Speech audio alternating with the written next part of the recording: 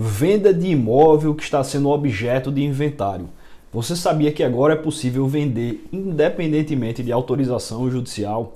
Então aquele impedimento, aquela burocracia de aguardar por um alvará judicial, que poderia demorar meses, agora foi ultrapassada e eu vou te explicar como é que fica a partir de então a venda desse tipo de imóvel que está sendo objeto de inventário. A alienação de bens imóveis que são objeto de inventário, que ainda estão em propriedade do espólio, sempre foi um tema muito sensível e delicado e também uma grande oportunidade para investidores.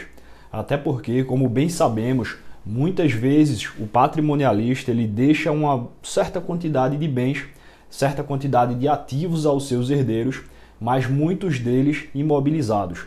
Então os herdeiros não têm liquidez para terminar aquele inventário e são, de certa forma, obrigados a vender esses bens para poder concluir o inventário. Por sua vez, com a venda apenas sendo realizada pela via judicial, havia uma grande burocracia. Então, para que fosse autorizada essa venda, além de ele passar meses, muitas vezes, buscando esse comprador, ele ainda tinha que aguardar, no mínimo, algumas semanas, quando não demorava meses, para que o juiz autorizasse essa venda.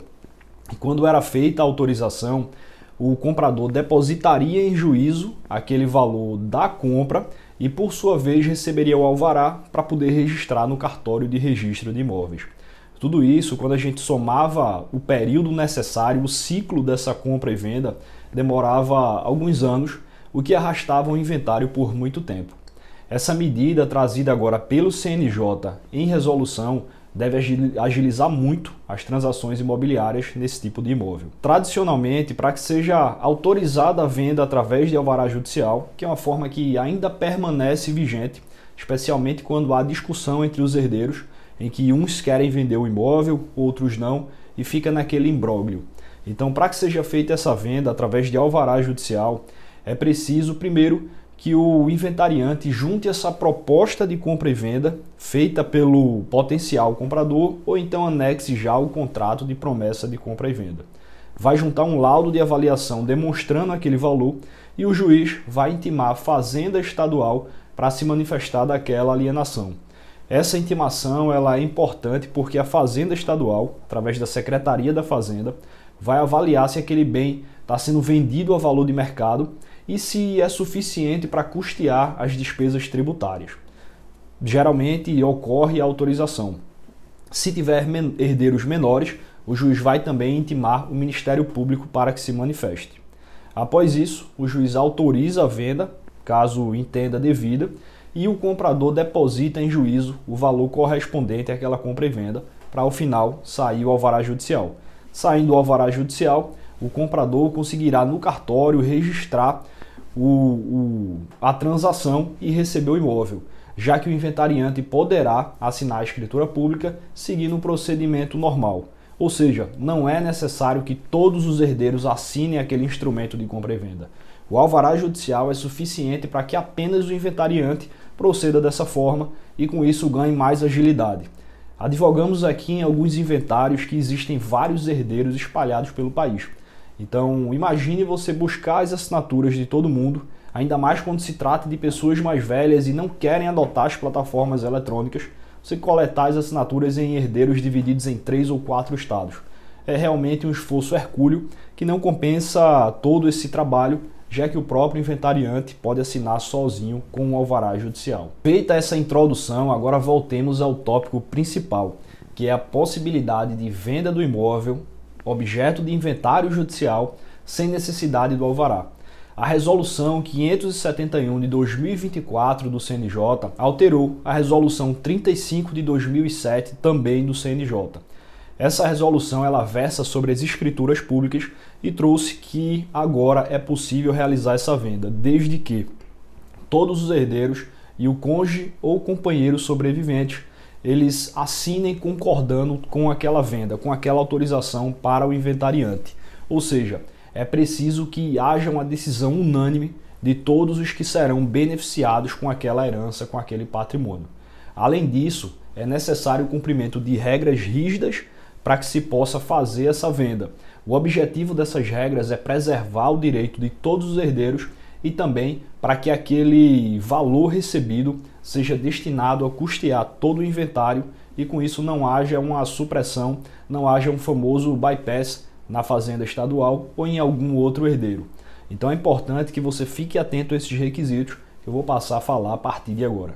O primeiro desses requisitos é que o inventariante deve detalhar todas as despesas do inventário, incluindo o ITCMD, os honorários, as taxas notariais de registro. Deve constar tudo isso na escritura pública que está autorizando o inventariante a realizar essa venda. O segundo requisito é destinar parte ou todo o valor obtido com a venda do imóvel para pagar as despesas mencionadas no item anterior, porque o objetivo aqui é que esse dinheiro, ou parte dele, seja revertido para custear o inventário e conseguir terminar esse processo mais rápido, não sendo necessário se estender por tantos anos ou até mesmo décadas em muitos casos. O terceiro requisito é assegurar que não há restrições judiciais, as famosas indisponibilidades, sobre os bens de nenhum dos herdeiros, nem do cônjuge ou companheiro sobrevivente.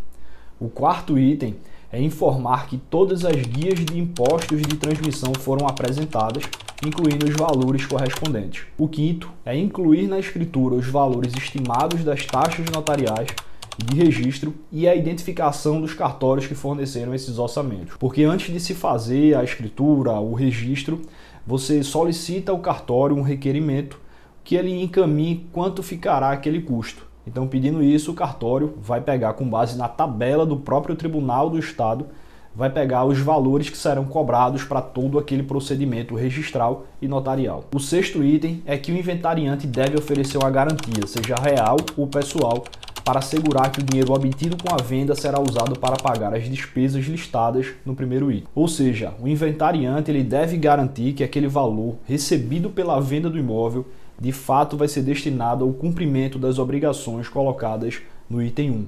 Ou seja, deve garantir que o valor vai ser destinado ao inventário e não apenas a suprimir essa etapa importante do inventário, recebendo o valor e deixando o inventário para lá.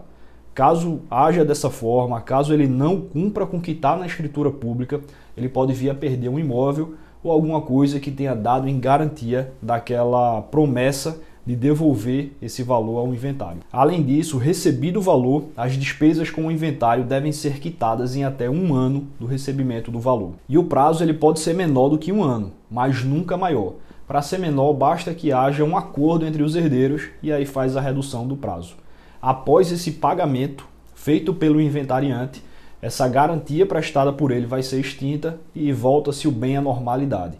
Caso ele tenha dado o imóvel em garantia, vai ser baixada a garantia na matrícula e ele vai poder vender. Se for um bem móvel, a mesma coisa, sendo que não vai ter o registro na matrícula do imóvel, podendo ter essa restrição lá no registro de títulos e documentos. É importante mencionar que esse imóvel vendido ele deve constar no acervo do inventário. Não é que ele vai ser transmitido aos herdeiros, porque já não é mais de posse e propriedade do espólio, então não há uma transmissão aos herdeiros, mas deve constar apenas para fins contábeis e verificação do encontro de contas. Apesar disso, o alvará judicial permanece válido. Caso os herdeiros entendam que é mais seguro fazer uma venda com alvará judicial, ou então haja uma discussão se deve ou não ser feita aquela venda, é importante que se mantenha o procedimento tradicional. Porque, como eu gosto de mencionar, basta que apenas 1 ou 2 herdeiros queiram fazer a venda do imóvel, ainda que tenham 7, 8 herdeiros, para que seja possível fazer essa venda. Afinal, é muito mais fácil você dividir dinheiro do que dividir um imóvel para 7 ou 8 pessoas. Até porque, parando para pensar, se esse imóvel for avaliado em 1 milhão e o aluguel for por 5 mil, dividir 5 mil reais para 7 ou 8 pessoas é algo inviável e vai ficar muito pouco para cada um. É melhor que se venda esse imóvel, pague as despesas do inventário e ao final cada um receba o seu quinhão e faça o que quiser com o dinheiro, dê a destinação que quiser para ele. E finalizando aqui nosso conteúdo do vídeo, é importante que você pondere se vale a pena ou não aderir a essa nova forma de compra e venda de imóveis. É importante também conversar com o cartório e verificar se ele vai aceitar aquela medida antes de pré-notar a escritura. Apesar de ter a resolução do CNJ, pode ser que na prática alguns cartórios ainda encontrem mais resistência em adotar o procedimento. Imagino que pela resolução fique muito mais fácil que eles sigam da forma que está lá. De toda forma, caso haja alguma dúvida, caso você se sinta mais seguro com o procedimento de alvará judicial, é uma ferramenta que permanece válida e ainda será tida como a regra por muito tempo. Espero que você tenha gostado do conteúdo e se ficou alguma dúvida, coloca aqui nos comentários.